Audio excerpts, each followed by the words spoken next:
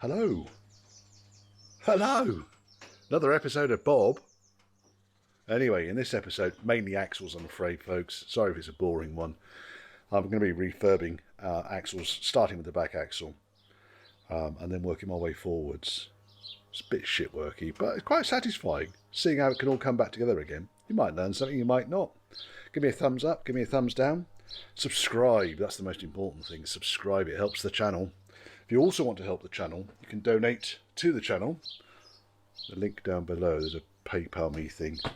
All donations gratefully received. All go towards supporting the channel, or buy me beer. Buy me a beer if you want to. If you want me to buy a beer with it, specifically note in the donation, have a beer on me, Richard. Anyway, I hope you're enjoying this stuff. Feel free to drop me questions and so forth at my email, churchhouseclassics. It is all one word, @gmail.com. I'm getting quite a lot of inquiries come through at the moment, so I'm having to kind of ration my time that I give to basically towards helping people, because I'm more than happy to help, really am. But it does mean that I can only really respond to emails. It might take a day or two for me to get back to you, but I do get back. I promise you. I promise you I will respond to every single email that comes in. That's it, really. I'll stop umming now. Little ums.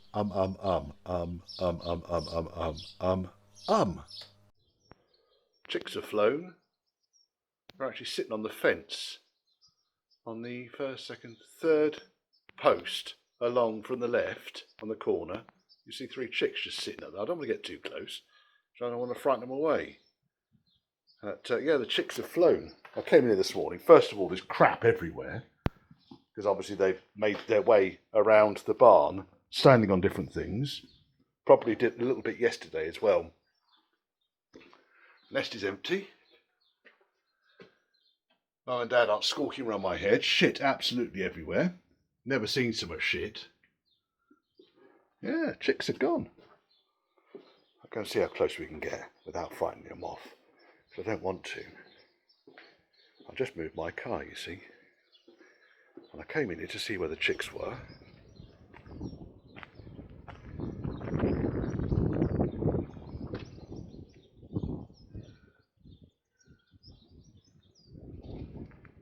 You silly little fuckers.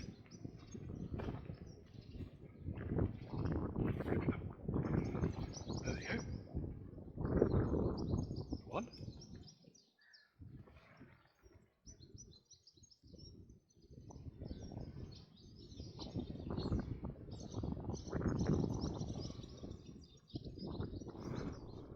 Going to get these bushes out of the old trailing arm. The best I could get on this was a 36mm socket. You really could do with 37 or even a 38, but that's the biggest I've got. It just about meets on the outer edge. Now the problem with these things is they need a lot of tons. So we're up to 5 at the moment. It's pretty nerve-wracking stuff actually getting these fuckers out.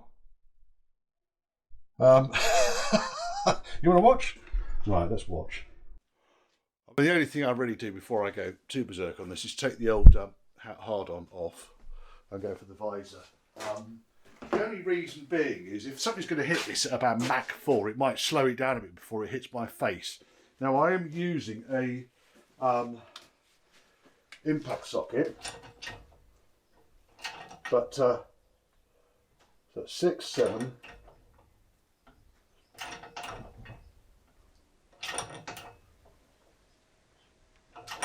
See how good this fucking thing is.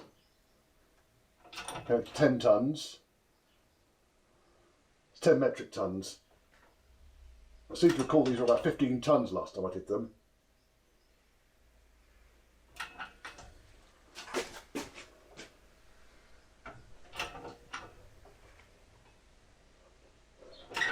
Fucking hell.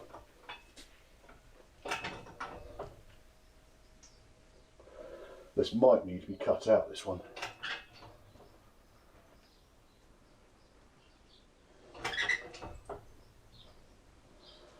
Right, we're at 15 tons. Do I dare go any further? I'm not putting my fucking hand anywhere near it.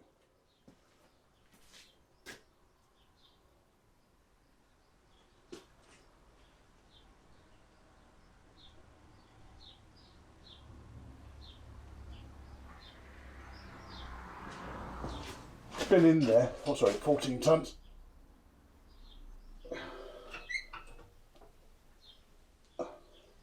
It might be shifting.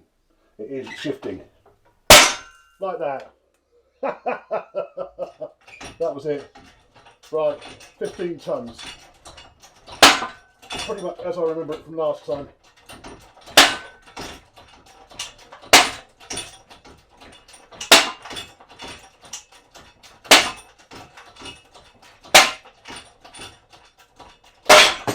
There we go.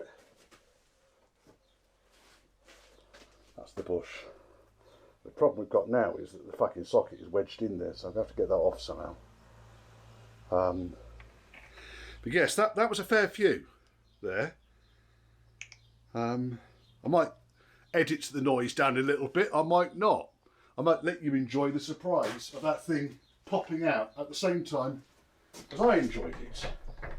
I'm just crushing the old bush down a little bit, and hopefully I'll be able to swivel it off. Yes, it's coming off. Socket's off. So all I did was just put the bush into the vise and crushed it. Now if I can get one of these things off reasonably intact, it might be easier to use that to push it through rather than anything else. But this is the closest thing I've got. As you can see, it's probably about 1 millimetre too small. Well, I'm not going to go out and buy a 38mm socket just for doing this shit. Now, and in there, from whence it come, you can see that surface is nice and clean. So these things they just need a shitload of pressure in order to get them out. And as we're doing anything on this press, it's nerve-wracking because you're talking about extremes. So I'll do the other one now, and this one needs to be much the same. So just supporting it on the frame, socket over the top, centralise everything. Oops, where did that come from? Centralise everything. Just pump them up a couple of times.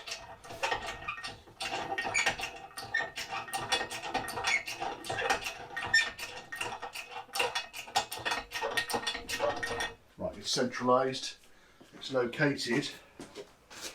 Let's give them a go. 5. Oh, that one went less. That was better. That was about 8 tons, that one.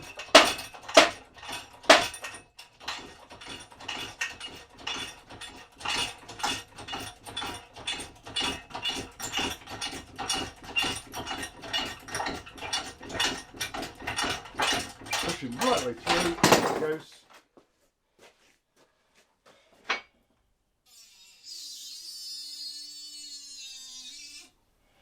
Right, that's more or less ready now for cleaning up and painting.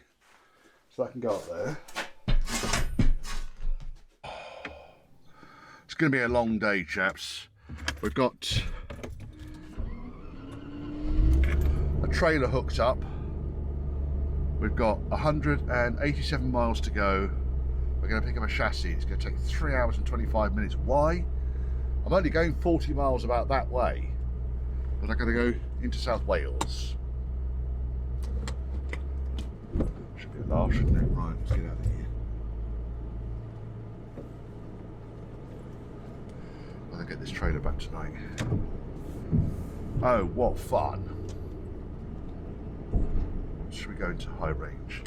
Or low range, because we were reversing last night. That's better. Oh.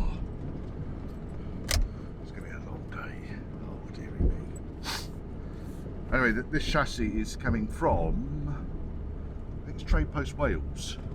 He advertises on eBay and stuff like that. And check out my wallet. I have.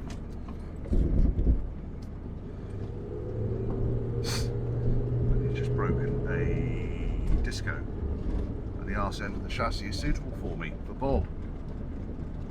And it might seem a bit ridiculous doing this, but I haven't got any business in at the moment, and I could have paid 2.5 times the cost of what it's costing me today to get someone from Shipley to go and get it. So fuck it, I might as well have a jolly boys day out, hadn't I? Sit in my car for 7 hours. Let's get some narrow down here. Don't want to be knocking the arches off. Oh no. Trailer came from Barnstable Trailer Hire. No paid promotion. Very nice chaps. Oops, that's definitely a bit tight there. Just rock on the verges. Got through that, no problems at all. And go around. So we don't meet anyone on this corner because there's no fucking way am I reversing. Oh, hat can come off now. Of course, being July, the weather is shocking. The weather's beyond shocking. The weather's shit, in fact. It's July. British summer. Just when Boris tells us we can actually go out, the weather does nothing but piss down with rain. And yes, it's true, by the way. If you're English, you have to moan about the weather all the fucking time. It's actually critical. Right, we're on the 399. Here we go. Right, here finally up at the big bridge. The Prince of Wales Bridge, going over the Bristol Channel. See the old bridge to my right? It's a majestic looking thing that is, I tell you. Got another 96 miles to go. Hour and 49 minutes, it says in my sat nav.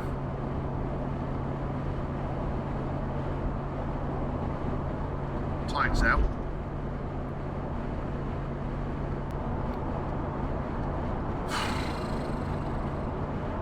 So we're going to go right to the end of the M4 now. Full off the end of the M4. Ah, that's quite smart, you know. You get up close to it. Pretty impressive. It's nice that now there's no tolls on it. Oh yes. That makes a difference.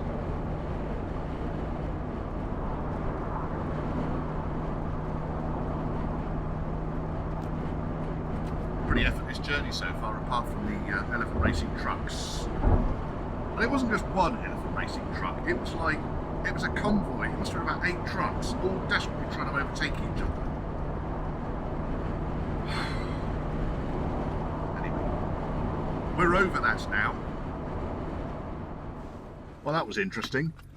Just coming up towards Cardiff, an almighty bang, and then a huge vibration. I think, what the fuck? And I was only 2 miles away from the services, so I carried on to the services because it didn't appear to be the car. Anyway, the dolly wheel dropped down on the fucking trailer. Not me. I didn't do it, honestly. Anyway, it's all right. I've just knocked it back up again. Well, that's better. Bastard thing. I mean, I could have stopped on the hard shoulder, but you know, hard shoulders are fucking dangerous, and that was not an emergency. I'm sorry. For the sake of a dolly wheel, it's not worth, you know, risking myself from truck drivers, overseas truck drivers especially, that tend to enjoy wandering onto the hard shoulder. So I only had a couple of miles to drive, but with the dolly wheel down. Right, we're back on the road again. No vibration. That's good news, isn't it? Here we are, end of the M4. Great wilderness is ahead, and the Atlantic Ocean, and then the United States. And a wee bit of Wales in between. Right, we're actually not that far away, so half an hour away. Right, we just arrived. That's Pothole Lane. Heading down here and see what's going to go on. Load the chassis. I've got to turn around and head back because it's nearly 20 to 1. I'm going to get this back by 5. Right, it's got that chassis loaded, good chassis. Bought a Bose self-leveling strut and a couple of A-frame arms. 200 quid all in. Not the bargain of the decade, but not bad. Happy with it. And then another 55 quid on the trailer and 95 quid on fuel. We're back in Devon. 5 to 4. It's not bad, pretty much on schedule. Fucking hell. Anyway, it's been uneventful since the last elephant racing truck. And a couple of middle lane hogs. The last middle lane hog was a real beaut, just dribbling along the middle lane at about 50 miles an hour. Nothing else on the motorway. You've got to worry about some of these planks, you really have.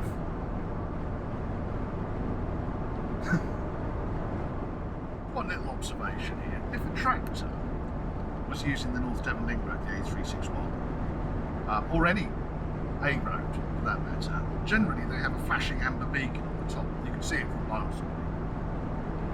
Because normally they do about 35 miles an hour. So I think that it is that grey-haired little old bags that drive in big Volvo estates should also have flashing amber beacons on the roof of their cars because they're doing 35 miles an hour on the North Devon Link Road. Now I'm not exactly fucking tearing the road up, fucking hell. Caught her up bloody quick. I was paying attention too. There's a nice big flashing beacon on the top of her Volvo. Because she can't do more than 35 miles an hour or as her ears pop. So this is what I've been out to go and get today. Dragged it into the field using the Land Rover. Made a bit of a mess, but chassis itself is not bad.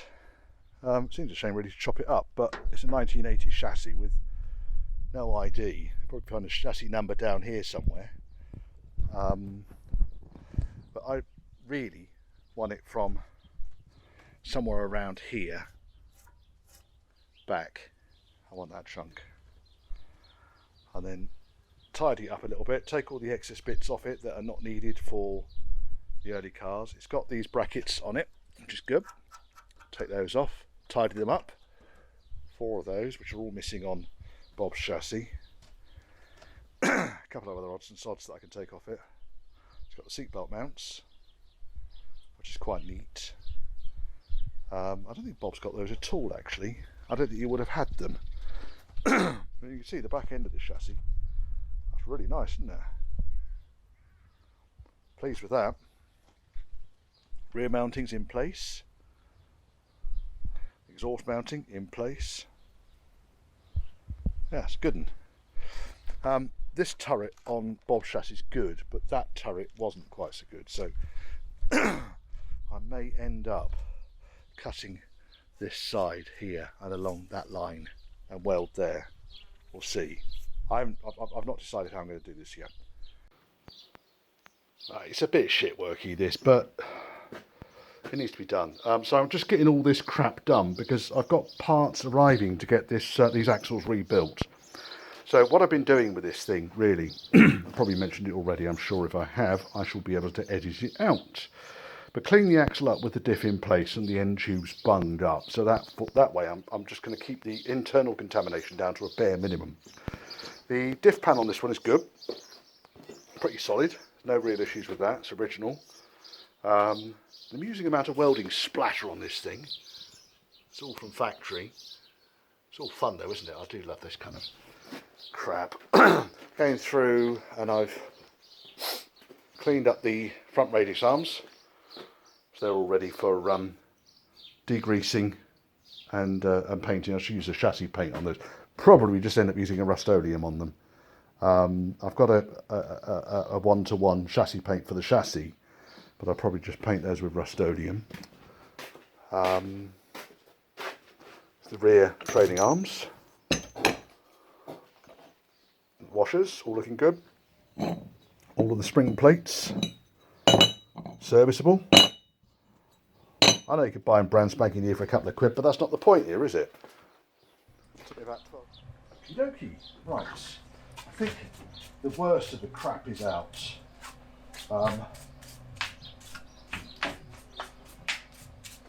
We should now be able to lift this fella out of here As I say, they're heavy, so might be, just turn up, might be, we just need, because I don't know, you see, it's not leaking around the gasket. It's possible the gasket has been glued in one way or another. Yes, it might have been here. Let's get a mallet. Here we go. There's the glue.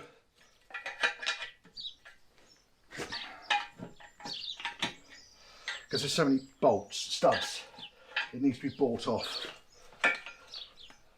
perpendicular to the stud faces. Right, we're off.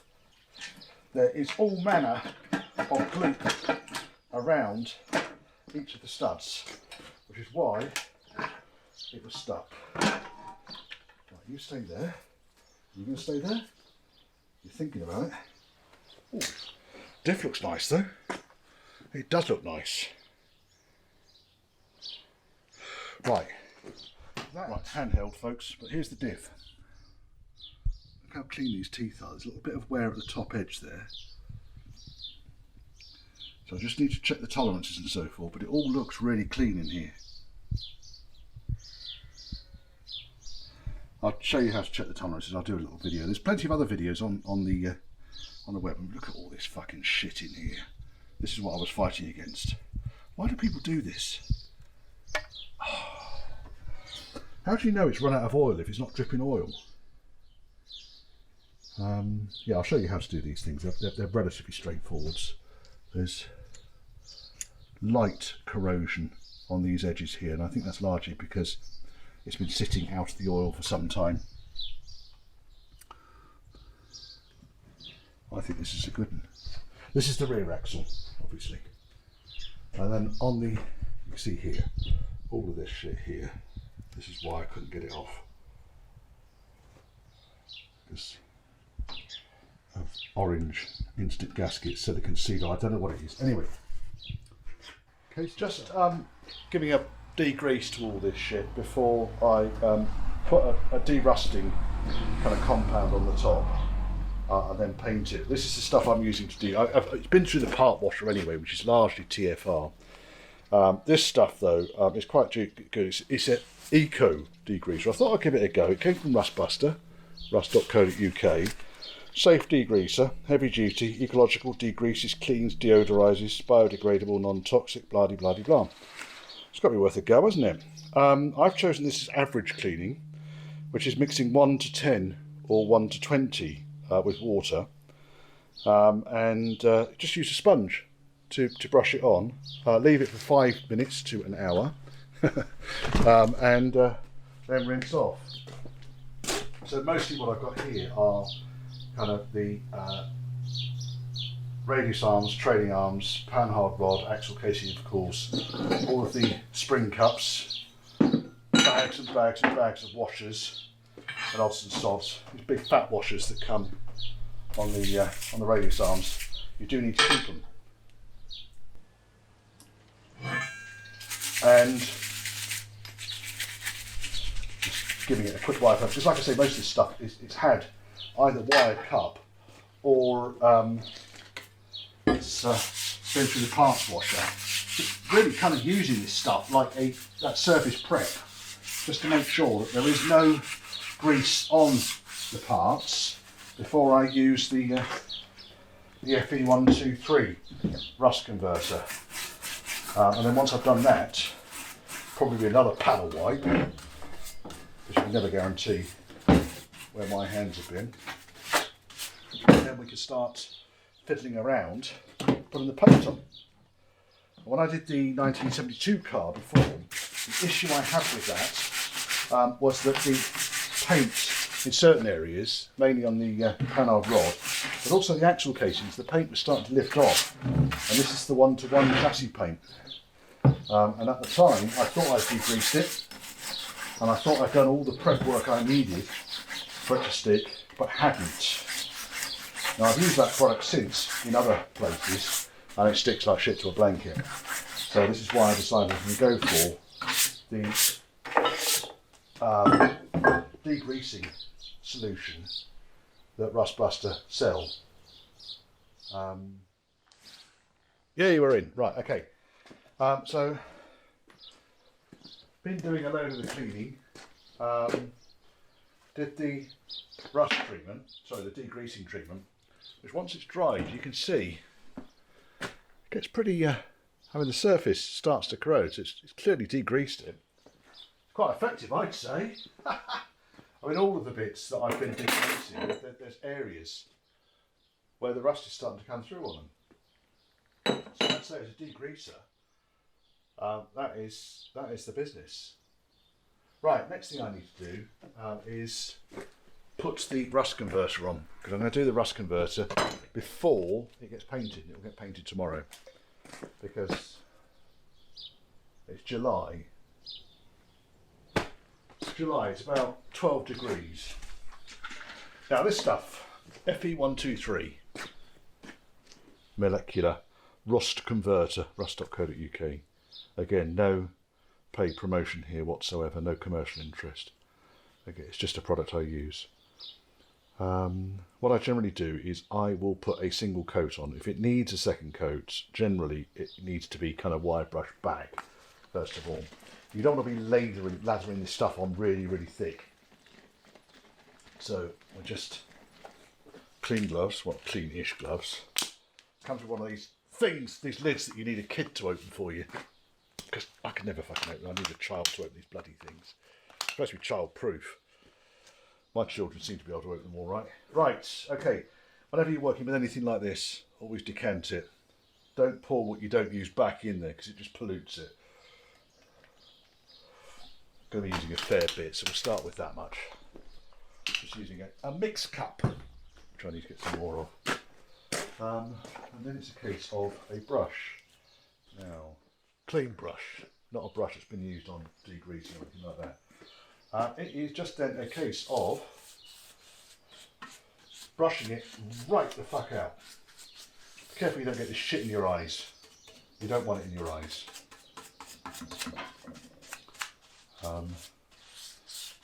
And you can see already it's starting to go purple. When it's converted all of the rust, neutralised it, then it's gone black, and you can paint straight over the top of it, which is what I like about this. It's one of the areas that I really like about this product. Other products that I've used, like General Light and so forth, very good. Yeah, they do the job. But you've got to make sure you rinse it all off again after. So you rust convert, and then you add water. And to me, that just doesn't make sense. There'll be some chemists out there that will say, no, it forms an impenetrable barrier, blah, de blah, de blah. I don't know, I'm not a chemist. We'll start with the axle, because that's the biggest bit. And then this lot, you see, can go off overnight. And I can then paint tomorrow morning and hopefully have the back axle back together. The paint takes, how does the paint take to go off? It's a good one, isn't it?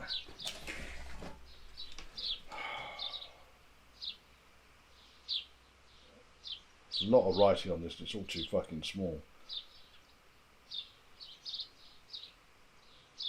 4 hours. So I'll paint this first thing tomorrow morning. I should be able to put it together towards the end of the day. Right, now, don't put this stuff over paint, by the way. So if there's paint on the surface, it's pointless using this.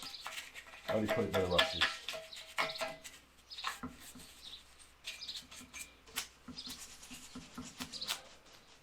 That's how I've generally had quite good results with it.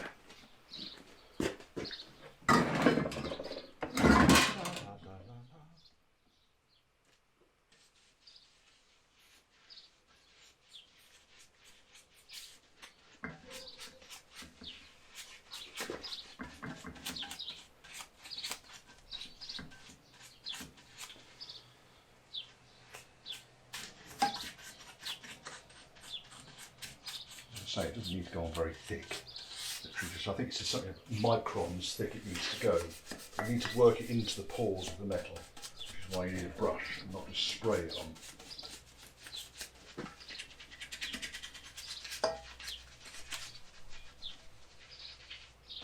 I'll be doing the chassis in much the same way. So it will probably end up being a degrease, then a salt wash, and then after that it will be a FE123 rust converter, blah blah blah, on any patches of rust. Obviously there's not a lot of point putting it over clean, fresh metal, shiny metal, but where there is surface corrosion, as there is on big chunks of this axle, which, you know, hardly surprising really, is it? It's 49. Then, well, I don't know where I'm going with that. Anyway, I'm going to crack on with all of this. You don't need to watch all of this because it just makes editing a video a pain in the arse to get it down to something sensible rather than 14 hours of me talking to myself while I put anti-rust converter agent on a axle. I'll see you in a minute. Stop recording. Here we are. That's it. So I've been over it all. You can see on here already there's big chunks of this, bearing in mind that's the stuff I've just painted. I say painted, that's the stuff I've just put the stuff on, and the further forwards we go you can see the darker it's getting. And on this particular piece here you can see there might even be some salt deposit on here, so it's going to get a salt wash afterwards, this axle. But the anti-rust corrosion, the anti-rust kind of converter, you can see it's working in big chunks on this. And that's it for today. Now on this, there's not a lot more I can really do until this is all kind of cured. And really I want to be seeing all of this lot black tomorrow, because once this treatment has cured, that's what it does, it goes black. How about that? It's better than a kick in the face, isn't it? I have noticed in some of these videos, by the way, when I've been reviewing them, the bird song can overwhelm the other audio. That's not my fault, I'm afraid. You've got to blame nature for that. In this hedge here, just beside the container, there's like a world of sparrows and things nesting in there, and also at the hedge at the back there. It's just all sparrows. And inside we've got another set of swallows are starting to build their nest in the back of the barn, which is all exciting, bumblebees and so forth. Anyway, got round yesterday finally to painting the axle. So this is all using the Rust-Oleum paint, which has gone on. You see I was quite generous with it. Splashes all over the plate. I'm going to tidy up the areas where there is a dribble there, which I'm a bit disappointed about. It's not like me. Big dribble there, that'll come off. It's wet and dry treatment. When you paint the stub axles, if you have to paint the stub axles, when you paint them, to make sure this area here, which is where the seal or sits, make sure that's clean. So I'll go over that with some very fine wet and dry paper. The rest of it, suspension arms, brake back plates, hubs, hub carriers, swivel ball carriers, swivel balls, blah-de-blah-de-blah, all done. So I can